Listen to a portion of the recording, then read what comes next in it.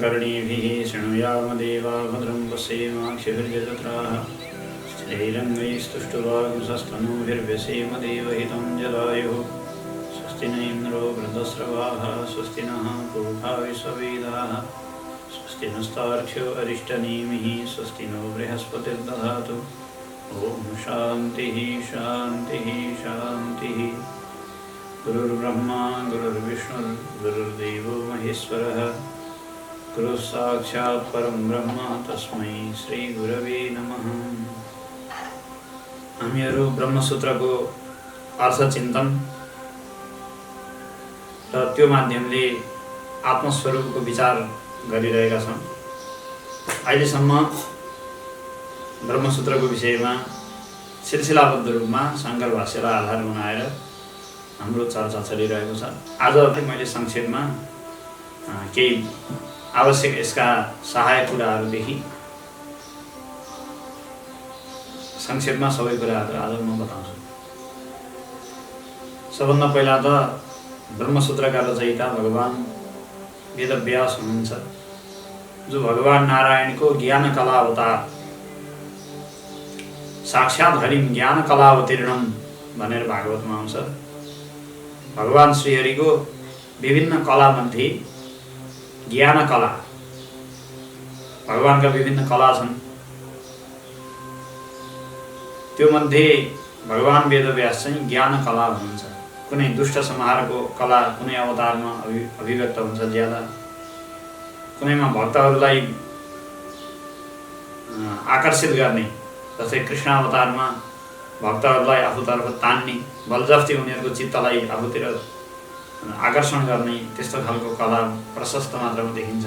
नामै कृष्ण भनेर राखिएको छ।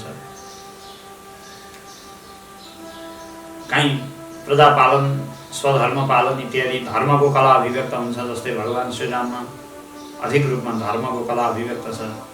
त्यही भएर रामो विग्रहवान धर्म, राम भनेको के हो? विग्रहवान धर्म हो, धर्मको विग्रह हो। धर्मले नै विग्रह भनेको शरीर, साकार शरीर धारण गरेको राम भनेको भनेर पुराणहरूमा आउँछ। यी विभिन्न परमात्माका कलाहरूमध्ये साक्षात् हरिम ज्ञान कला अवतीर्णम, ज्ञान कला प्रधान रूपमा अभिव्यक्त भएको भगवानको अवतार हो। 24 अवतार मध्ये भगवान वेदव्यास। फेरि यसको अर्थ कला भनेर रामकृष्ण इत्यादि सबै कला हुन्, पूर्ण होइनन् भन्ने अर्थ गर्न खोजेको होइन।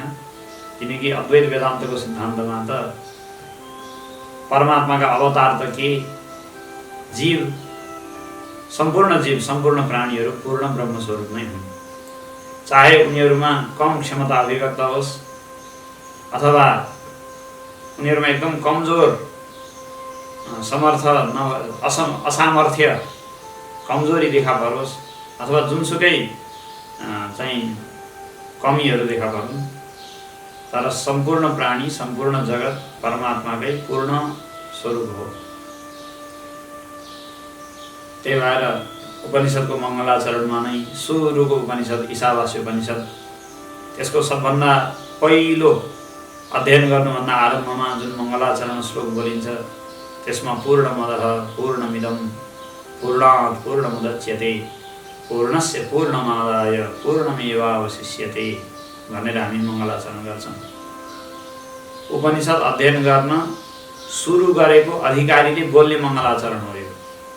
पढिसकेपछि त्यो तत्त्वलाई जानिसकेपछि त के भन्ला, जान्न सुरु गर्न गुरुकुलमा गएको छ र उपनिषद अध्ययन गर्न बस्दाखेरि मङ्गल श्लोकको रूपमा बोल्छ, पूर्णमदः पूर्णमिदं। अदह भनेको टाढाको परमात्मा, अहिलेसम्म टाढाको ठानेको छ। भगवान शिवलाई कैलाशवासी भन्छ, अनि भगवान विष्णुलाई वैकुण्ठवासी भनेर भन्छ। वैकुण्ठमा भगवान बस्नुहुन्छ भन्छ भक्ति गर्ने मान्छेले। भगवतीलाई मणिद्वीपवासिनी भनेर भन्छ। भगवान श्रीरामलाई साकेतवासी, साकेत लोकका निवासी भनेर भन्छन्। अनि वृन्दावन बिहारी भनेर भगवान कृष्णलाई भन्ने चलन छ। तत्तत् लोकमा भगवान बस्नुहुन्छ भन्ने छ नि अहिलेसम्म हाम्रो धारणा। त्यहाँ चाहिँ विभिन्न पार्षदहरूले घेरिएर एकदम दिव्य आफ्नो चाहिँ ऐश्वर्य दिव्य प्रभाव फिराएर भगवान् बस्नुहुन्छ भन्ने छ हाम्रो। अदह भनेर त्यही हाम्रो धारणालाई नै लिएर उपनिषद्ले मङ्गल श्लोक बनाएको छ। अदह भनेको टाढा ठानिएको, हामीले टाढा ठानेको परमात्मा, तर परमात्मा त पूर्ण नै हुनुहुन्छ। हामीले टाढा ठाने पनि सर्वत्र व्यापक सर्वत्र पूर्ण नै हुनुहुन्छ। अदह पूर्ण। अनि इदम पूर्णमदः पूर्णमिदम भनेको छ नि। इदम भनेको चाहिँ यहाँ देखिएको, इदम भनेको यहाँ लोकमा अनुभव गरिएको, जो म भनेर अनुभव गर्छ, म छु म छु म छु भनेर आफ्नो अस्तित्वको अनुभव गर्नेवाला जो जीव छ त्यो पनि पूर्ण नै छ। परमात्मा तत्त्व जो उपास्यको रूपमा हामी कुनै लोक विशेषमा परमात्मा रहनुहुन्छ भनेर मानिरहेका छौँ, ती परमात्मा पनि सबैतिर पूर्ण हुनुहुन्छ, व्याप्त हुनुहुन्छ। र उपासकको रूपमा एउटा सानो शरीरभित्र, 3 आत्मिकताको सानो शरीरभित्र मात्रै म छु भन्ने सोचेर उपासकको रूपमा अथवा जिज्ञासुको रूपमा मानिरहेको जो म अर्थात् जीव हो त्यो पनि सर्वत्र पूर्ण छ। पूर्णमदः पूर्णमिदम्। कसरी भयो यत्रो सानो आफूलाई ठान्ने जीव कसरी पूर्ण भयो भन्ने शङ्का हुँदा पूर्णात् पूर्णमुदच्यते, किनकि पूर्ण तत्त्वबाट जुन पनि चिज प्रकट हुन्छ त्यो पूर्ण नै हुन्छ। जसरी आगोबाट प्रकट हुने सानो झिल्का पनि ताप र प्रकाश दुवै शक्तिले युक्त हुन्छ, त्यसले तातो दिन्छ, अलिकति उज्यालो पनि दिन्छ। सानै झिल्को भयो भने सानै प्रकाश सानै ताप दिन्छ।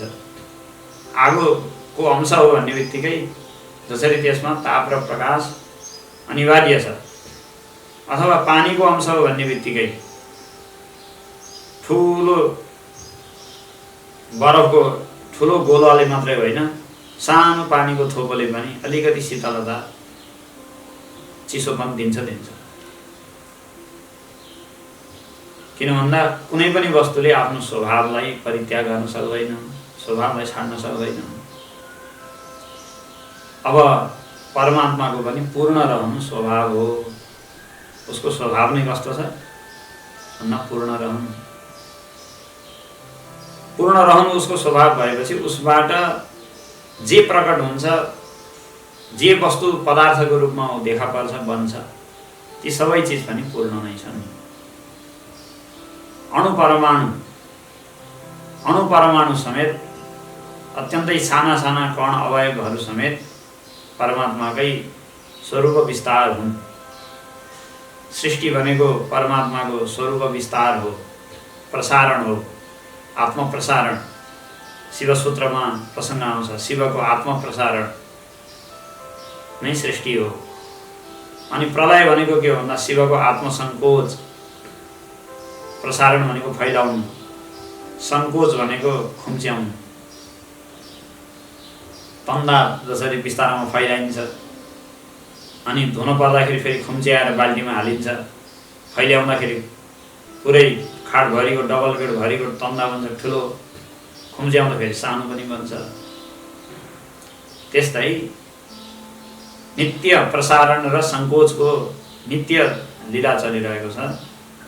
प्रसारणको अवस्था नै अद्वितीय परमात्माले आफूलाई अनन्त द्वैत जगतको रूपमा प्रसारण गर्नुहुन्छ, त्यसैलाई हामी संसार भन्छौँ। शिवको आत्मप्रसारण हो।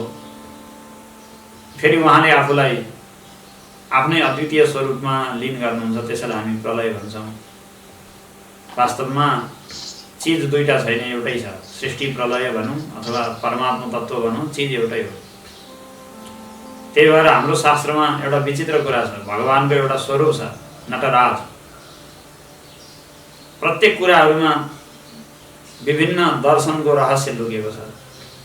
हामीले उपासना गर्ने, हामीले ध्यान गर्ने, हामीले पूजापाठ परिपाटी अनुसार परम्परा अनुसार गर्ने जति अभ्यासहरू छन् सबैमा एउटा विचित्रको चिन्तन र दर्शन लुकेको छ। सनातन धर्मको लाखौं करोडौं वर्षको अभ्यासमा हरेक कुराहरूमा धेरै वर्षसम्म, कम्तीमा पनि हजारौं वर्षसम्म वाद विवाद संवाद र परामर्श भएर अनि दार्शनिक दृष्टिकोणलाई त्यसभित्र चाहिँ रहस्यपूर्ण रूपमा राखेर अनि बल्ल त्यो चिज हाम्रो परम्परामा प्राप्त भएको छ। किनकि 2000 वर्ष 3000 वर्षको त यो होइन, यो त करोडौँ संसार सृष्टि भएदेखिको हो। कति ऋषिमुनिहरू आए होला, कति शास्त्रकर्ताहरू आए होला। अब हामी कहाँ त वेदव्यास नै 28 वटा वेदव्यास छन् भनेर आएको छ भनेपछि शास्त्रहरूको प्रणयन, संरचना, पुनर्परिष्करण अथवा चाहिँ पुनर्अवलोकन भनौँ, त्यो पनि 28औं चोटि भइसक्यो। अहिलेको कलियुगमा बादरायण, द्वैपायन, कृष्ण द्वैपायन भगवान् वेदव्यासले हामीलाई यो रूपमा पुराणहरू प्रदान गर्नुभएको छ भनेपछि परम्परा त करोडौँ वर्षको जब हुन्छ, लाखौँ वर्षको, अनि त्यसमा त विभिन्न सभ्यताका विभिन्न थरी विभिन्न चिजहरू त्यहाँ मिसिएका छन्। तर त्यो सामान्य, किन भन्दा ठुलो घर भएपछि एउटाले मात्रै भनेको घरमा मिसिन पाउँदैन नि त। सबैको एक मत नभई, विचार विमर्श नभई कहाँ मिसिन्छ। अब त्यस्तै एउटा भगवान् शिवको स्वरूप हाम्रो पुराणले प्रतिपादन गरेको छ, नटराज। भगवान् कृष्णको पनि रास अवतार नाचिरहेको स्वरूप आउँछ। भगवान् शिवको नटराज विग्रह छ। चिदम्बरम भन्ने स्थानमा सायद नटराजको स्वरूपमा भगवान् शिवको पूजा हुन्छ क्या हो, चिदम्बर। नटराजले के देखाउँछ त? नटराजको विग्रहको आरम्भको विषयमा पनि एउटा कथा छ। भगवान् ब्रह्माजीले सोच्नु भएछ, वेदका विभिन्न मन्त्रहरू छन्, विभिन्न मन्त्रका विभिन्न देवताहरू छन्, कुनै मन्त्रका कुनै देवता, कुनै मन्त्रका कुनै देवता। अनि उहाँलाई जिज्ञासा भएछ, हरेक वेद मन्त्र पछिका त अलग अलग देवता छन्, कसैका इन्द्र, वरुण, शिव, विष्णु अथवा चाहिँ वायु, अग्नि इत्यादि अलग अलग देवताहरू छन्। सम्पूर्ण मन्त्रहरूको समष्टि रूपमा आराधना गर्ने हो भने कुन देवता हुनुहुँदो रहेछ सम्पूर्ण मन्त्रको चाहिँ भनेर जिज्ञासा भयो अरे ब्रह्माजीलाई। अनि एकान्तमा बसेर सम्पूर्ण मन्त्रको साधना हवन गर्नुभएछ ब्रह्माजीले। पुरस्चरण, गायत्री पुरस्चरण गर्छन् नि, 24 लाख जप्ने, अनि दशांश हवन गर्ने, दशांश फेरि त्यसको तर्पण, दशांश मार्जन, दशांश ब्राह्मण भोजन गरेर गायत्री पुरस्चरण गर्छन् नि। त्यस्तै पूर्ण विधिले उहाँले उपासना गरेपछि, सबै मन्त्रको उपासना गरेपछि अन्तिममा भगवानको स्वरूप प्रकट भयो अरे नटराज। भनेको नटराजको विग्रहको एउटा चाहिँ दर्शन जो छ त्यसभित्र चाहिँ के छ भन्दाखेरि सम्पूर्ण संसारको उपासनाको केन्द्र, एउटा उपासनाको समष्टि स्वरूप बनाउने हो भने त्यो नटराजको स्वरूप हो। सबै उपासनालाई यदि जोडेर समष्टि उपासनाको एउटा रूप बनाउने हो भने त्यो चाहिँ नटराजको हो भनेर पुराणको सङ्केत हो। त्यसले अर्को के सङ्केत गरेको छ भन्दा सृष्टिको रहस्यलाई पनि त्यसले बताएको छ।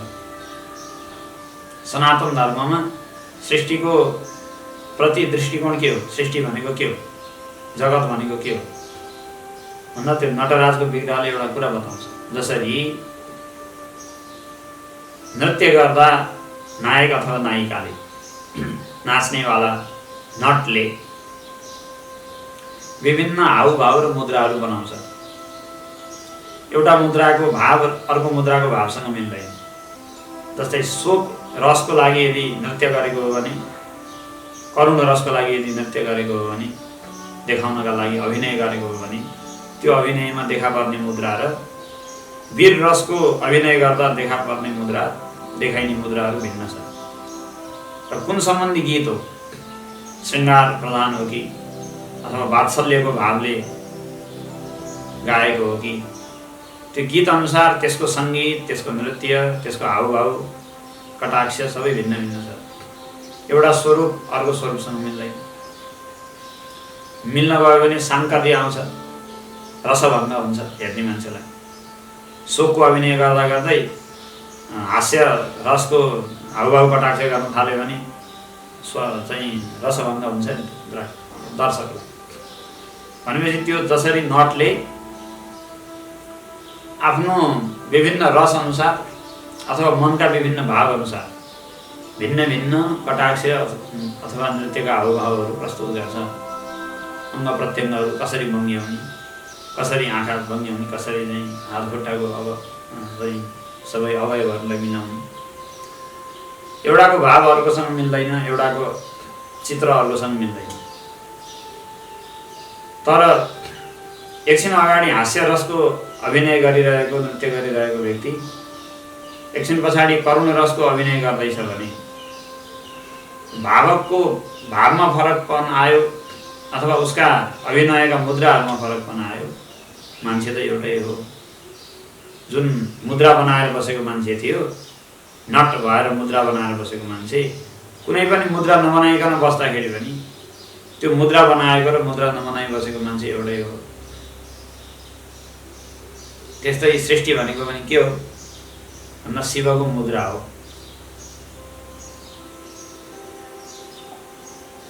विभिन्न मुद्रामा नट विभिन्न रूपमा देखा पर्दा पनि नटको स्वरूपमा थोरै पनि परिवर्तन नआए जस्तो अनन्त भाव भङ्गिमामा परमात्मा प्रकट हुँदा पनि उहाँको स्वरूपमा थोरै परिवर्तन आएको छैन भन्ने कुरालाई नटराजको दृष्टान्तले बोलेको छ। त्यहाँ मान्छे भिन्न मानिँदैन, यद्यपि त्यसले दिने अनुभूति सबै भिन्न छ। अब अहिले नाटक हेर्ने क्रम कम भयो, सिनेमा घरहरूमा सिनेमा चल्छ। त्यो नाटककै एउटा आधुनिक परिष्कार हो। त्यहाँ पनि त मान्छेहरू कुनै अभिनेता खलपात्रको अभिनय गर्छ, त्यही मान्छे एकछिनपछि सत्पात्रको अभिनयमा आउँछ। दुई थरी अभिनयमा देखा पर्दा त्यो प्रतिको मान्छेको भावै भिन्नै हुन्छ। नेपालमा हरिवंश मदन कृष्ण दुईटा प्रसिद्ध अभिनेताहरू छन्। अब कहिले एकजना खलपात्र बन्छ, त्यो देखेपछि रिस उठ्छ, कहिले अर्को खलपात्र बन्दा त्यो देख्दा रिस उठ्छ मान्छेलाई। अब त्यो व्यक्तिले दिने अनुभूति भिन्नै छ, पुरै छुट्टा छुट्टै छ, तर व्यक्ति उही हो नि। आखिरी खलपात्र बने पनि, नायक पात्र सत्पात्र बने पनि व्यक्ति उही हो। नटराजले यही कुरा देखाएको छ। सृष्टि भनेको हामीले शत्रु मित्र भन्छौँ अथवा आफन्त पराई भन्छौँ अथवा बन्धु बान्धव, टाढाका छैन नजिकका छैन, चिनेका नचिनेका भन्छौँ। कसैको उपेक्षा गर्छौँ, कसैलाई मरिहत्या गर्छौँ, कसैलाई लडेर बजारियो खुट्टा भाँच्यो भने खुच्चिङ समेत भन्छौँ। कसैलाई ओहो मेरो बाबु बिचरा के यस्तो भयो नि तिमीलाई भनेर भन्छौँ। हाम्रो पनि एउटा विचित्रैको छ व्यवहार। एउटा कुनै गाडी दुर्घटना भएर दुईटा सँगै सिटमा बसेका दुईटा बच्चाहरूमध्ये एउटा बच्चा बित्यो, एउटा केटो भनौँ 20-25 वर्षको केटो। दुईटा साथी थिए, एउटै गाउँका 5-7 घर अगाडि पछाडिका। अब एउटा घरमा रुवाबासी लो मेरो बाबु गयो भनेर छ, अर्को धन्न मेरो बाबु बच्यो भनेर खुसियाली मनाएको छ। धन्न मेरो बाबु परेन छ, भगवान् तिमीलाई धन्यवाद भन्छ एउटा। अर्कोले मेरो बाबु किन परेको होला नि, अर्को नपरेर भन्छ। के हो यो? विचित्रै छ नि हाम्रो व्यवहार। आफन्त पराई इष्टमित्र बन्धु बान्धव साथी सङ्गाती जे भन्ने हाम्रो अनन्त व्यवहार छ, परस्परमा नमिल्दो विरुद्ध स्वभावको। ती सबै व्यवहारहरू आखिरी मुद्रा विशेष हुन्, शिवका मुद्रा विशेष हुन्। शिव भनेर सबैलाई लिनु है, मैले शिव शिव भन्दाखेरि फेरि कृष्ण कृष्ण भनेको होइन भन्ने सोच्नु भएन। शिव भन्दाखेरि आफूलाई मनपर्ने हुनाले शिव भन्यो मैले, आफूले तथा आफ्नो नाम सम्झेर म भन्नु भने जस्तै हो। परमात्मालाई शिव भनेर बताउन मिलिहाल्छ। शान्तम शिवम अद्वैतम उपनिषदमा आउँछ, सबै एउटै स्वरूप हो। हामी वेदान्त शङ्कर वेदान्तको अध्ययन गर्ने व्यक्तिहरू, शङ्कर सिद्धान्तको जो अनुयायी छौँ, परमात्माका सबै स्वरूपहरू एउटै हुन्। अब जगतै परमात्माको रूप हो भनेपछि अवतारहरूमा भेद हुने कुरै भएन। यो ठुलो यो सानो भन्ने पनि हाम्रो सिद्धान्त होइन। कसैले यो ठुलो यो सानो भन्छ अनि यो भन्दा यो राम्रो र नराम्रो भन्छ परमात्माका स्वरूपहरूमा भने त्यो सिद्धान्त हाम्रो सिद्धान्त होइन हो। त्यो अर्को कुनै सम्प्रदायको सिद्धान्त होला। आफ्नो सम्प्रदायको डम्फु त आफ्नो ठुलो हुनु बनाउनै पर्यो। आफ्नो भेडभाड ठुलो बनाउनको लागि त्यो ठुलो होइन, हाम्रो ठुलो भन्न त परिहाल्यो सम्प्रदायको रूपमा। तर विशुद्ध वैदिक चिन्तन अनुसार परमात्माका सबै स्वरूपहरू उही हुन्, उस्तै हुन् भन्नु हुँदैन, उही हुन्। उही बाहिरको सजावट मात्रै भिन्न भएको चिज उस्तै हो। तैपनि अब आफ्नो उपासनाको धारा अनुसार कसैले त्यसलाई कृष्ण भन्छन्, कसैले शिव भन्छन्, कसैले राम भन्छन्। परमात्माले तिनलाई दर्शन दिँदा पनि उनको भाव अनुसार नै राम कृष्ण शिवकै रूपमा दर्शन दिनुहुन्छ। तिनका लागि उनका भाव अनुसार लोकान्तरहरू पनि भिन्न भिन्नै छन्, सबै व्यवस्था छ, तर भित्रबाट एउटै हो। अब हामी शिव भन्ने बानी परेको हुनाले मैले शिव शिव भनेको, मैले शिव सूत्रको अनुसार प्रसङ्ग निकालेको भएर पनि शिवको प्रसङ्ग आएको हो। भनेपछि सृष्टि भनेको के हो भन्दा परमात्माको आत्मविस्तार हो, प्रसारण, फैलावट। र प्रलय भनेको के हो भन्दा परमात्माको आत्मसङ्कोच हो। उहाँले द्वैत भावबाट फेरि आफूलाई सङ्कोच गरेर फेरि आफ्नै स्वरूपमा विलीन गर्नुभयो, अथवा आफूलाई अनन्त रूपमा प्रसारण गर्नुभयो। यो सङ्कोच र प्रसारण परमात्माको नित्य सिद्ध शक्ति अनुसार चलिरहेको छ। परमात्माको नियम नित्य चाहिँ सङ्कोच र प्रसारणको लीला चलिरहेको छ। त्यो बिचमा आफ्नो व्यक्तित्वलाई खडा गरेर कल्पना गरेर म छुट्टै अस्तित्व हुँ कि भन्ने जस्तो मानेर हामीले बन्धन र मोक्षको जो कुरा गर्छौँ त्यो चाहिँ ठट्टाको कुरो। वास्तवमा हाम्रो मुख्य सिद्धान्त अनुसार परमात्माको आत्मप्रसारण र आत्मसङ्कोचको शिवको नित्य लीला चलिरहेको छ। त्यो बिचमा हामी आफ्नो व्यक्तित्व खडा गर्छौँ र अनि मलाई सुख भयो, मलाई दुःख भयो, अथवा मेरो आफ्नो आफन्त यस्तो भयो उस्तो भयो, अथवा बन्धनमा परियो, अथवा मुक्तिका लागि प्रयास गरिन्छ भनेर जो भनिरहेको छ यो चाहिँ हास्यास्पद कुरा हो। किन भन्दा परमात्माको सङ्कोच र आत्मविस्तार भन्दा बाहेक कुनै दोस्रो चिज संसारमा छँदै छैन। म भन्ने चिजै छैन भन्नुपर्ने हो। खास म भन्ने चिज प्रतीति हुन्जेल फेरि बन्धनको प्रतीति छ, त्यही भएर साधना पनि गर्नु पर्यो। वास्तविक रहस्य त भगवान् गौडपादाचार्यले माण्डुक्य कारिकामा लेखिदिनु भयो, न कश्चित जायते जीवः सम्भवोस्य न विद्यते एतत् तदुत्तमं सत्यं यत्र किञ्चिन् न जायते। अब सत्य आफ्नो दृष्टिकोणको तह अनुसार हुन्छ। दार्शनिक सिद्धान्तमा अलग अलग सत्यको प्रतिपादन गर्नुको रहस्य पनि त्यही हो। कुन दृष्टिकोणको कुन तहको व्यक्तिले कुन चिजलाई सत्य देख्छ त्यही अनुसार उसका लागि दर्शन सिद्धान्तहरू बनाउनु पर्यो, उसका लागि साधना पद्धति दिनु पर्यो। अनि चरण चरण गर्दै गर्दै सत्य माथि माथि चढ्दै जान्छ के। सत्य भन्ने चिज पनि एउटा निरपेक्ष सत्य त छँदैछ, तर लोकको अवस्थामा सत्य पनि एक प्रकारको सापेक्ष जस्तो बन्न जान्छ र विभिन्न दर्शनहरू बनेका छन्। कश्चित् जायते जीवः सम्भवोस्य न विद्यते एतत् तदुत्तमं सत्यं यत्र किञ्चिन् न जायते। उत्तमं सत्यम, उत्तमं सत्यम भन्ने विशेषण दिनुभयो। उत्तम सत्य चाहिँ के हो त? यथार्थ सत्य। किन सत्य पनि अलिकति धारणा सापेक्ष हुन्छ लोकमा, त्यो उत्तम सत्य अथवा परम सत्य भन्ने विशेषण दिने चलन छ। भागवतमा पनि सत्यम परम धीमहि, परम सत्यको ध्यान गर्नु भनेर मङ्गल श्लोकमा आउँछ। त्यसैलाई गौडपादाचार्यले उत्तमं सत्यम भनेर भन्नुभयो। उत्तम सत्य चाहिँ के हो त भन्दा न कश्चित् जायते जीवः सम्भवोस्य न विद्यते किञ्चिन् न जायते।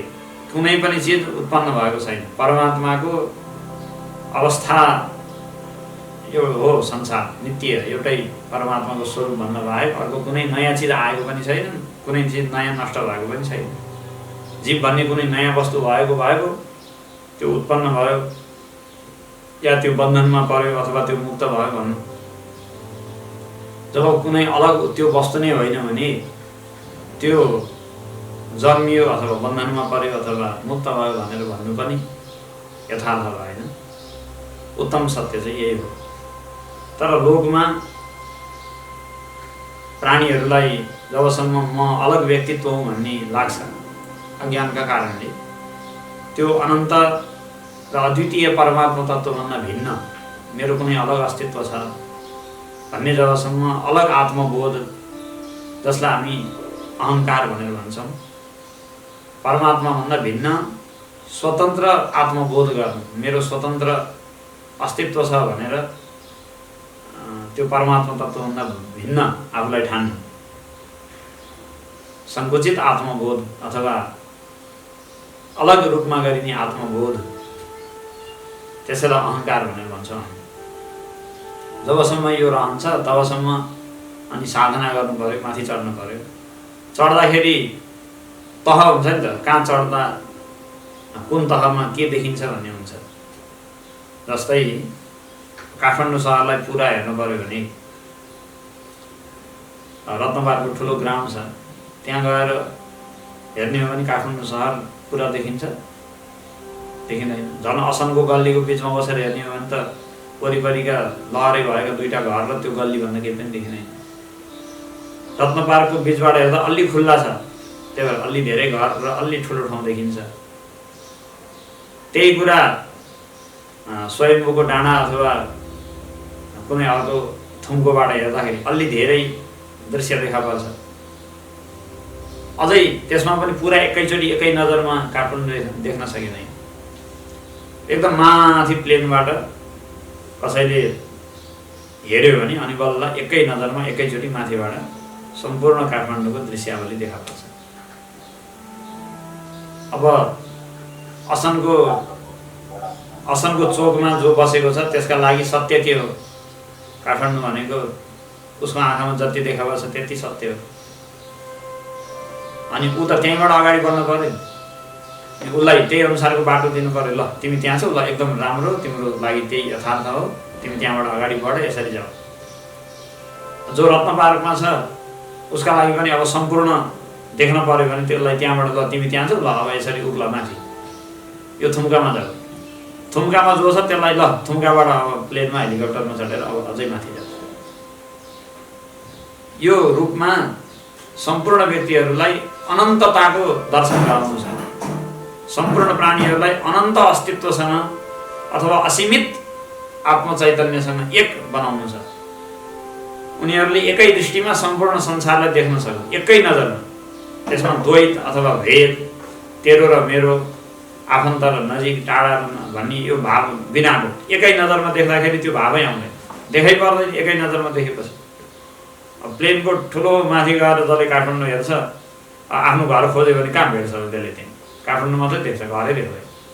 अब माथि प्लेनमा माथि चढेर हेर्ने हो भने त्यो आफ्नो न भाडा खाने देखा पर्छ न आफू बस्ने देखा पर्छ। काठमाडौँ देखिन्छ तर त्यो दृश्य देखा पर्छ। भनेको कुनै पनि मान्छेले जति माथिबाट चिजलाई हेर्छ त्यति भागबण्ड लगाएको चाहिँ देख्दैन। समष्टिमा देख्दाखेरि भागबण्ड देख्न मिल्दैन। भागबण्ड देख्यो भने समष्टि देख्न सक्दैन, देख्नै मिल्दैन। त्यस्तै भने जस्तो सम्पूर्ण प्राणीहरूलाई त्यो असीमित अस्तित्वसँग एक बनाउनु छ। त्यो बनाउँदाखेरि उनीहरूले आफन्त, पराई, तेरो, मेरो, नजिक, टाढा भन्ने केही देख्दैन, सबैलाई एकै देख्छन्। त्यही भएर तत्र को मोह क शोक एकत्व मनुपश्यता, उपनिषदले भन्थ्यो त्यहाँ शोक, मोह, चिन्ता, सुर्ता, पीर, मर्का, राग, द्वेष भन्ने कहाँ हुन्छ र? किनकि एकत्व मनुपश्यता, एकत्व देखेको छ। लक्ष्य चाहिँ शास्त्रको यही हो, उपनिषदको, सबैलाई असीमित अस्तित्वको दर्शन गराउनु छ।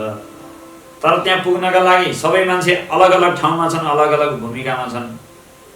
कोही असनको चोकमा भए जस्तो असाध्यै सङ्कुचित स्थानमा छन्, तिनलाई त्यहीँबाट अगाडि बढाउनु पर्यो।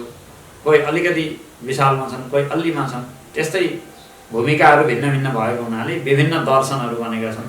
पदार्थलाई नै सत्य ठान्ने, वस्तुहरूलाई नै सत्य ठान्ने मान्छेहरू छन् भने अलिकति ईश्वरको अस्तित्वसम्म लगेर पुर्याइदिने, जस्तै न्याय इत्यादि दर्शन छन्। तिनीहरूले परमात्माको अस्तित्व चाहिँ छ है, वस्तु यथार्थ भए पनि त्यो तिम्रो कुरो ठिक हो, वस्तु यथार्थ हो संसार, तर परमात्मा पनि हुन्छ भनेर त्यहाँसम्म पुर्याए छोड्थ्यो। न्याय वैशेषिकको काम त्यहाँसम्म पुर्याउने। त्यसपछि साङ्ख्य, योग यी द्वैतवादी दर्शनहरू छन्, तर साधना परक। उनीहरू विशेष साधना गराउँछन्, विवेक, त्यसपछि योगाभ्यास, वैराग्य जस्ता साधनाहरू गराउँछन्। अनि तिमी प्रकृतिभन्दा भिन्न हो भनेरसम्म भन्छन्। तर पुरुषहरू भिन्न भिन्न छन्, आत्माहरू भिन्न भिन्न छन् भनेर द्वैतवादको चाहिँ प्रकृतिभन्दा भिन्न, तर आत्माहरू भिन्न भिन्न फेरि अद्वितीय अथवा अनन्त असीममा नपुर्याइकन त्यो द्वैतवादको ठ्याक्क सङ्घारमा त्यहाँ पुर्याएर अनि सांख्य र योग दर्शन ल है त हामी बिदा भयौँ, हाम्रो यतिसम्मै देखाउने काम हो, अब अर्कोले तिमीलाई समातेर माथि लाने हो भनेर त्यहाँ लगेर तिनीहरू बिदा हुन्छन्। त्यसपछि अन्तिममा आउँछ सबै सकिएपछि अनि आउँछ वेदान्त दर्शन। अनि वेदान्त दर्शनले तिमी त असीमित सर्वव्यापक ब्रह्म चैतन्य हो, ब्रह्म चैतन्य नै अनन्त नाम रूपमा जगतको रूपमा व्यक्त भएको हो।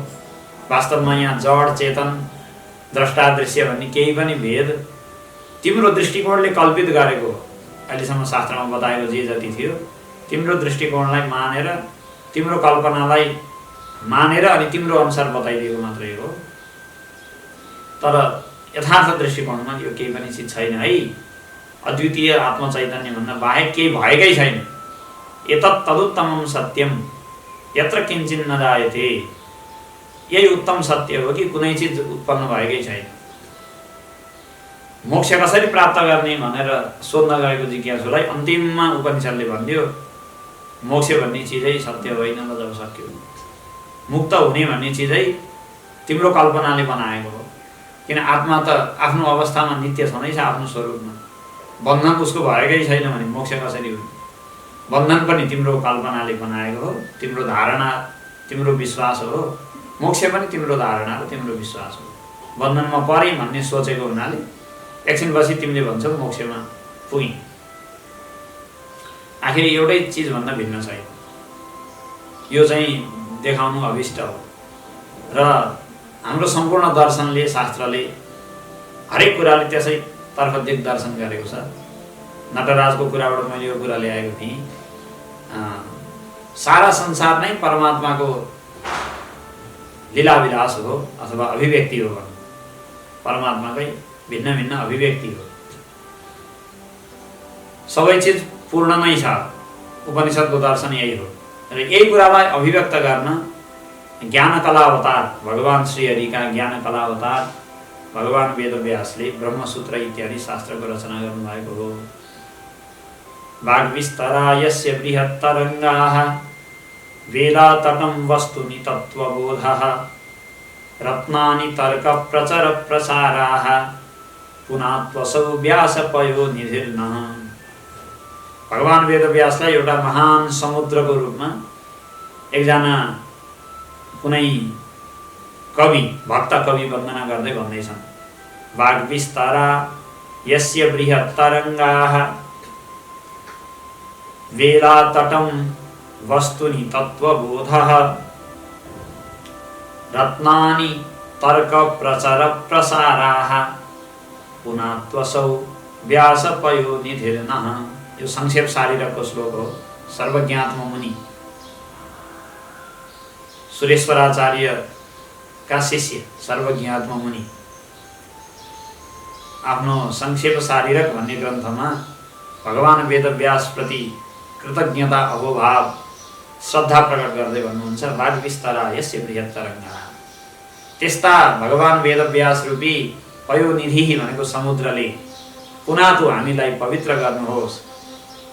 कस्तो हुनुहुन्छ भगवान वेदव्यास रूपी समुद्र भन्दा वाग्विस्तरा यस्य बृहत्तरङ्गाः।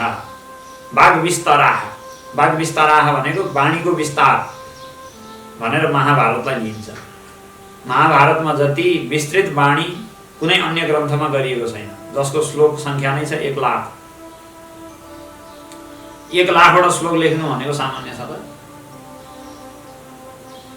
धर्म, अर्थ, काम, मोक्ष चारै पुरुषार्थको विषयमा जुन कुरा महाभारतमा बताइएको छ त्यही कुरा अन्यत्र बताइएको छ। महाभारतमा नबताइएको कुरा अन्यत्र कहीँ पनि बताइएको छैन भन्ने हाम्रो पौरस्त्य साहित्यमा प्रसिद्धि छ। महाभारतमा नभएको कुरा कहीँ पनि छैन। यन्न भारते तन्न भारते, जुन कुरा महाभारतमा बताइएको छैन त्यो भारतवर्षभरि, भूमण्डल, पृथ्वीभरि कहीँ पनि छैन। त्यस्तो सबै कुराको अन्तिम धोका कसरी दिन सकिन्छ भन्ने कुराको पनि अन्तिम चरम सीमा छ महाभारतमा। आफन्तहरूको वैमनस्यले कहाँ पुर्याउँछ भन्ने कुराको पनि चरम सीमा छ महाभारतमा। कति निरीहसम्म राज्य तन्त्र हुनसक्छ अथवा प्रशासन कति निरीह हुनसक्छ, कति अन्यायी हुनसक्छ भन्नेको पनि चरम सिमाना छ महाभारतमा। आवेग, उद्वेग, लडाईँ झगडादेखि लिएर ज्ञानको चिन्तन, वैराग्यको चिन्तन अथवा साधना, दृढता, आफ्नो निश्चय, आफ्नो व्रत, ती सबै कुराहरूको पनि अन्तिम कतिसम्मको उचाइ हुनसक्छ भन्ने कुरा पनि चरम छ महाभारतमा। अब श्रीमद् भगवत गीता त महाभारतकै एउटा अङ्ग हो सानो। भनेपछि ज्ञानको पनि पूर्णता छ, वैराग्यको पनि पूर्णता छ। धर्म, ज्ञान, वैराग्य, ऐश्वर्य अनि अधर्म, अज्ञान, अवैराग्य, अनैश्वर्य। भगवानको पूजा गर्दा 8वटा पीठ बनाएर पूजा गरिन्छ नि। धर्म, ज्ञान, वैराग्य, ऐश्वर्य 4वटा, अधर्म, अज्ञान, अवैराग्य, अनैश्वर्य 4वटा। पूर्ण त्यो 4वटा बनाएर 8वटा हुन्छ अष्टदल कमलमाथि। अनि भगवानलाई स्थापना गरिन्छ पूजा गर्दा। सप्ताह मण्डप पूजा विधिमा जहाँसुकै त्यही आउँछ नि। अलिअलि पूजा गरेका पण्डित हुनुहुन्छ होला नि यहाँ, नभए पनि घरमा पूजा लगाएको हुनु होला, त्यहाँ पण्डितजीले भन्दाखेरि सबै भन्नुहुन्छ। भनेको भगवान बस्ने भनेको पूर्णमा बस्ने हो नि त। धर्म, ज्ञान, वैराग्य, ऐश्वर्यमा मात्रै कहाँ बस्ने हो र? संसारमा अधर्म, अज्ञान, अवैराग्य, अनैश्वर्य पनि छ नि त। त्यो दुइटै माथि भगवान ढ्याप्प बस्नुहुन्छ। हाम्रो भगवान त्यो इसाईको चाहिँ ऊ जस्तो देवता जस्तो कहाँ हो? शैतान छुट्टै हो नि अनि भगवान छुट्टै हो नि। हाम्रो त धर्म र अधर्म दुइटै माथि छ परमात्मा, अथवा वैराग्य र अवैराग्य दुवै माथि छ परमात्मा। ऐश्वर्य अनैश्वर्य दुवै माथि, त्योभन्दा दुइटै भन्दा माथि हो। धर्मभन्दा पनि माथि, अधर्मभन्दा पनि माथि। यस्तो त्यो चाहिँ 8वटा माथि परमात्मा बस्नुहुन्छ। सबै चिज परमात्मामा समाहित छ भने जस्तै महाभारतमा पनि धर्म, ज्ञान, वैराग्य, ऐश्वर्य, अधर्म, अज्ञान, अवैराग्य, अनैश्वर्य 8 कुरा पुरै चरम सीमामा बताएको छ। त्यस्तो वाग विस्तारा यस्य बृहत् तरङ्गाः, जसका जुन वेदव्यास रूपी समुद्रका तरङ्गहरू भनेका के हुन्? ठुला ठुला तरङ्ग भनेको महाभारत नै ठुलो ठुलो तरङ्ग हो वेदव्यास रूपी समुद्रको। अनि बेला तटम वस्तुनि तत्त्वबोध, समुद्र भएपछि किनार पनि चाहियो नि त। किनार के हो नि भन्दाखेरि तत्त्वबोध, अद्वितीय तत्त्वको ज्ञान, अद्वितीय तत्त्वको निश्चय, उपनिषदको जो रहस्य अर्थ हो त्यो नै वेदव्यास रूपी समुद्रको किनार हो। अनि रत्नहरू पनि हुन्छ नि समुद्रमा, त रत्न निस्किन्छन् भन्दाखेरि रत्नानि तर्क प्रचर प्रसाराः, तर्कको प्रसारण भनेको तर्क प्रस्थान भनिन्छ नि ब्रह्मसूत्रलाई। तर्कको प्रसारण अर्थात् ब्रह्मसूत्र भन्न खोजेको, किनकि युक्तिद्वारा निश्चय गरेको छ यहाँ उपनिषदको अर्थलाई। तर्क प्रचर प्रसार भनेका 555 सूत्रहरू जो छन् ब्रह्मसूत्र, ती 555 सूत्र नै ब्रह्मसूत्र नै भगवान वेदव्यास रूपी समुद्रका रत्नहरू हुन्। एक-एकवटा सूत्र एउटा एउटा दुर्लभ रत्न हो। के गर्छ त्यो रत्नले भन्दा उपनिषद रूपी अर्थलाई प्रकाशित गर्छ, फिजाउँछ। प्रकाश जसरी रत्नले प्रकाश फिजाउँछ, त्यसै गरी उपनिषदको जो अद्वितीय तत्त्व ज्ञान हो, उपनिषदको रहस्य हो, तात्पर्य हो, त्यो अद्वितीय तत्त्वको प्रकाशलाई प्रसारण गर्छ, फिजाउँछ त्यो रत्नले। र त्यही वेदव्यास रूपी महासागरले नै यो ब्रह्मसूत्र रूपी रत्नलाई आफूमा समाहित गरेर बसेको छ।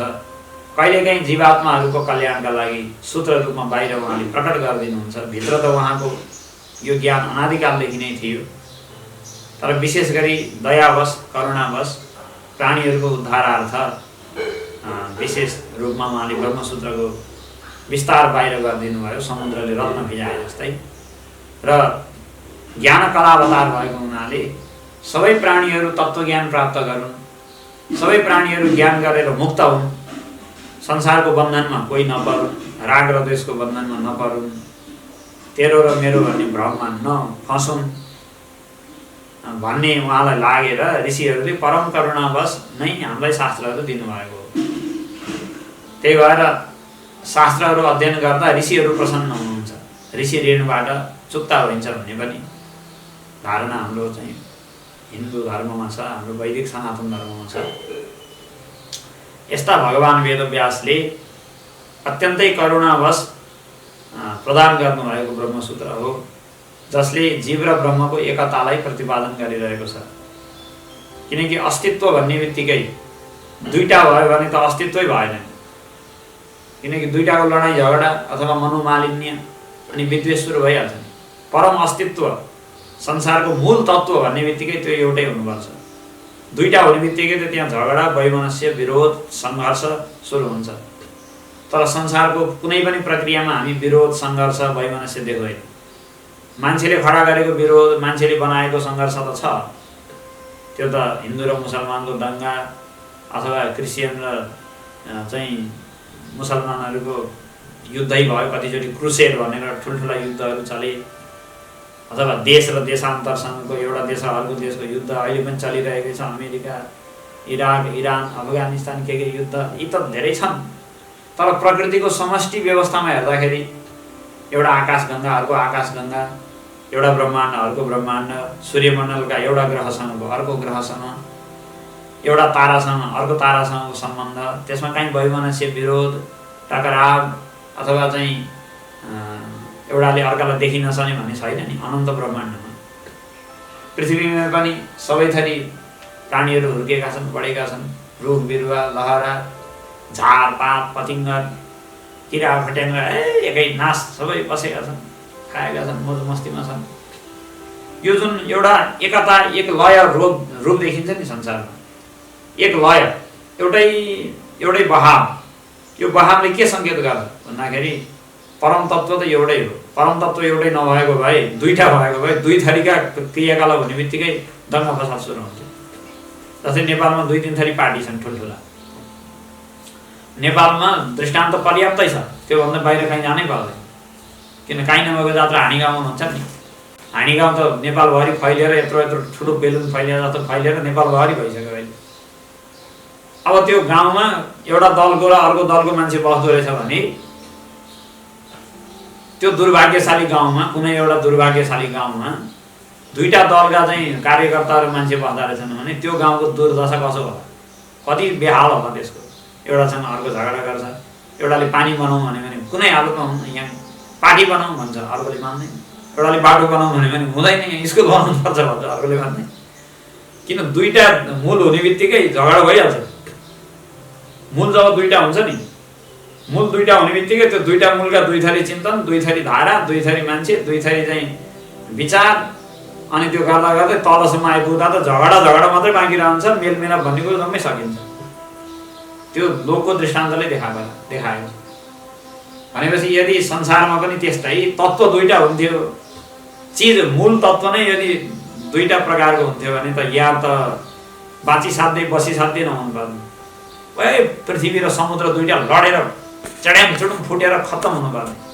ढुङ्गा र माटो परस्परमा नमिलेर एउटाले अर्कालाई ठेलठाल गरेर ठोकेर हुन्छ कि पिटेर हुन्छ कि ढुङ्गाले ढुङ्गालाई पुरै पत्ता साफ गराउनु पर्ने।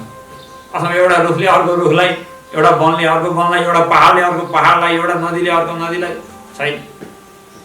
संसारको समरसता अथवा संसारको लयबद्धता देखे त नै सामान्य एउटा चाहिँ सामान्य अक्कल भएको मान्छेले पनि विचार गर्न सक्छ कि कुनै एउटै तत्त्वबाट यो एक लयको रूपमा एकतान एउटै प्रक्रियाले यो संसार चलिरहेको छ। अहिलेसम्म मान्छेले बिगार्नु खोज्दा पनि बिग्रिसकेको छैन, अहिलेसम्म पुरै बिग्रिसकेको त छैन। पृथ्वीलाई बिगार्न अलिअलि खोजेका हुन्, पृथ्वीभन्दा बाहेक यिनको गति काहीँ भएको छैन।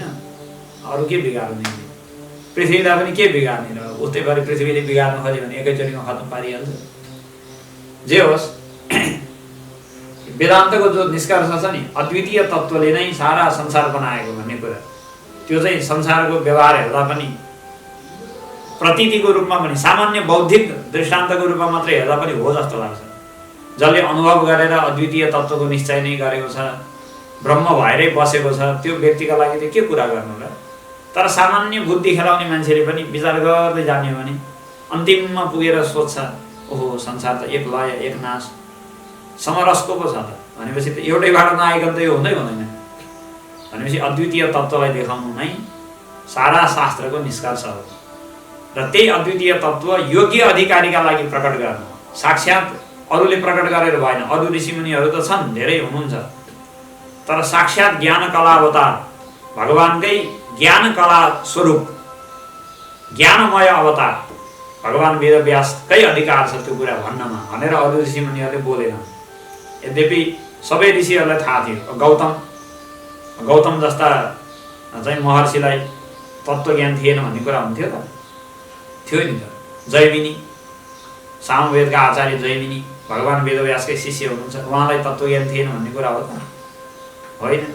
जैमिनी महर्षि भन्दा, गौतम महर्षि भन्दा हामी अहिले यो लकडाउनमा मोबाइल खेलाएर नेटमा वेदान्त पढ्ने चाहिँ ठुला त उसो भने तिनीलाई थाहा नभएको हामीलाई थाहा भएको? त्यस्तो त होइन होला पक्कै पनि। जैमिनी महर्षि अनि त्यसपछि चाहिँ गौतम महर्षि, साक्षात् रामको सँग चाहिँ लीला जोडिएका यस्ता यस्ता ठुल्ठुला महर्षिहरू छन्। यिनीहरूलाई तत्त्वज्ञान थिएन, यथार्थ रहस्यको ज्ञान हुन थियो। मधुसूदन सरस्वती त्यो चाहिँ पुष्पदन्त विरचित शिवमहिम्नस्तोत्रको व्याख्या लेख्ने क्रममा नहि ते ऋषयो भ्रान्ता लेख्नुहुन्छ उहाँ। नहि ते ऋषयो भ्रान्ता, ती ऋषिमुनिहरू कोही पनि भ्रममा परेका थिएनन्। सबैलाई थाहा थियो तत्त्व, अद्वितीय तत्त्व आत्मस्वरूप छ भन्ने कुरा। ती सबै त्यही स्वरूपमा नित्य बसेका छन्, ब्रह्म भएरै बसेका छन्, नत्र ऋषि हुन कसरी पाउँथे? तर पनि भिन्न भिन्न अधिकारीलाई बाटो त देखाउनु पर्यो नि त। कसैले यहाँबाट सुरु गरेर बाटो देखाउनु पर्यो, कसैले त्यहाँदेखिको बाटो देखाउनु पर्यो। त्यही भएर उनीहरूले भिन्न भिन्न जिम्मा लिए। ल तिमी यो ठाउँबाट यहाँसम्म देखाऊ, म त्यहाँदेखि त्यहाँसम्म देखाउँछु भनेर उनीहरूले आफै आफै जिम्मा लिए। र अन्तिममा भगवान वेदव्यासलाई सम्मान गरेर, किनकि उहाँ त ज्ञान कला अवतार हो नि त। भगवान हरिकै ज्ञान कलाको अवतार भएपछि ज्ञान कलाकै अवतार भएको मान्छेले अन्तिम कुरा बोल्नुपर्छ, ल हजुरले यो बोलिबक्सियोस् भनेर उनीहरूले वेदव्यासलाई जिम्मा लगाए। अनि हामी देख्दाखेरि ऋषिमुनिहरूको दर्शनमा विरोध जस्तो देख्छौँ। एउटाले अर्कोसँग टोकटाकी गरेको, एउटाले अर्कोको कुरा होइन भनेर खण्डन गरेको, कोही द्वैतवाद बोलेको, कोही अद्वैतवाद बोलेको। सबै यो कुराकानी सबै दिमागी विस्तार रहेछ कि क्या हो? सबै ऋषिमुनि पनि भ्रममा रहेछन् कि क्या हो भने जस्तो हामीलाई लाग्छ। तर त्यो कुरा होइन, ऋषिमुनिहरू भ्रान्त थिएनन्। तर पनि वेदव्यासले अन्तिम रहस्य, उहाँ ज्ञान कला अवतार भएको हुनाले उहाँले बोल्नु उपयुक्त थियो, त्यही भएर उहाँले बोल्नुभयो। र सबै सिद्धान्तहरू, सबै दर्शनहरू आफ्ना ठाउँमा, आफ्नो तह, आफ्नो अधिकारमा यथार्थ नै हुन्। तर अन्तिममा अशेष अथवा सम्पूर्णता, समग्रतामा जो अद्वितीय स्वरूपमा संसारलाई हेर्ने, संसारभन्दा माथि गएर एकैचोटि एउटै नजरले संसारलाई हेर्ने, अनि एउटै डल्लो देख्ने अथवा एउटा मात्रै देख्ने, त्यस्तो जब स्थितिमा मान्छे पुग्छ, धेरै माथिल्लो स्थितिमा, त्यो दर्शनको रहस्य भगवान वेदव्यासले ब्रह्मसूत्रमा बताउनु भएको हो। त्यही चर्चा हामी गर्दैथ्यौँ। मैले तपाईँहरूलाई संक्षेपमा यसरी माथिबाट कुराकानी बताएको। ओम पूर्णमदः पूर्णमिदं पूर्णात् पूर्णमुदच्यते पूर्णस्य पूर्णमादाय पूर्णमेवावशिष्यते। ओम शान्ति शान्ति शान्ति।